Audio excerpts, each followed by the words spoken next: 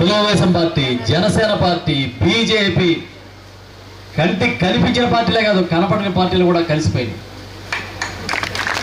నాకు తెలిసి ఒక కేఏ పాల్తోనే పొత్తు పెట్టుకోలేనట్టు అనిపిస్తుంది, అందరితో పెట్టుకున్నాను.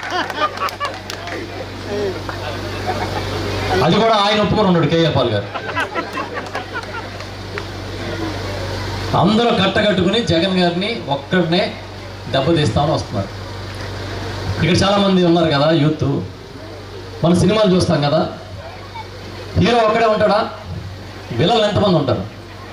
ఉంటారా? చాలామంది. ఇప్పుడు మరి ఈ సినిమాలో హీరో ఎవరు, విలన్ ఎవరు? ఒకే ఒక్క హీరోని కొట్టడానికి ఎంతమంది కట్టకట్టుకుని వస్తా ఉన్నారంటే ఎవడు హీరో, ఎవడు విలన్ అని అడుగుతున్నాను. మళ్ళీ వాళ్ళే చెప్తున్నారు జగన్ని ఒక్కడిగా ఓడించడం కష్టం కాబట్టి మేము అందరం కలిసి వస్తున్నామని.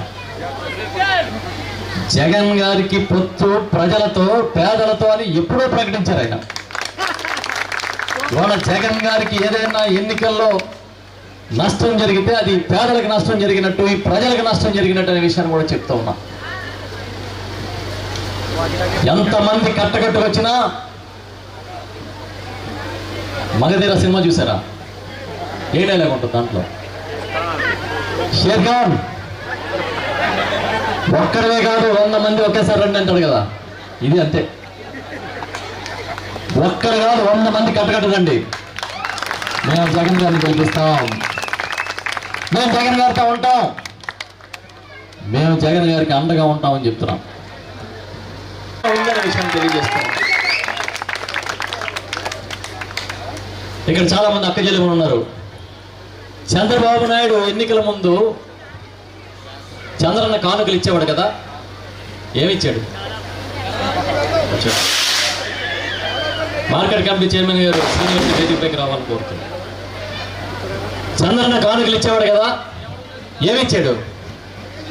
6 కేజీ బెల్లం ఇచ్చాడా? కేజీ గోధుమ పిండి, 100 గ్రాములు హెరిటేజ్ నెయ్యి, పులిసిపోయిన చింతపండు, ఎప్పుడైనా ఇస్తే కందిపప్పు శనగలు ఇచ్చి ఉంటాడు. జగనన్న కానుకలు ఏమి ఇస్తా ఉన్నాడని అడుగుతున్నా. జగనన్న ఇళ్ల స్థలాలు ఇచ్చాడు, ఇల్లు ఇచ్చాడు, అమ్మఒడి ఇచ్చాడు, ఆసరా ఇచ్చాడు. చదువు, విద్య, వైద్యం కావాలా మనం తెచ్చుకోవాలి. ఇవాళ ప్రతి 45 ఏళ్ళు దాటి 60 ఏళ్ళు ఉన్న ప్రతి మహిళకి అకౌంట్లో 18,500 వేస్తా ఉన్నారు. వేస్తున్నారు కదమ్మా?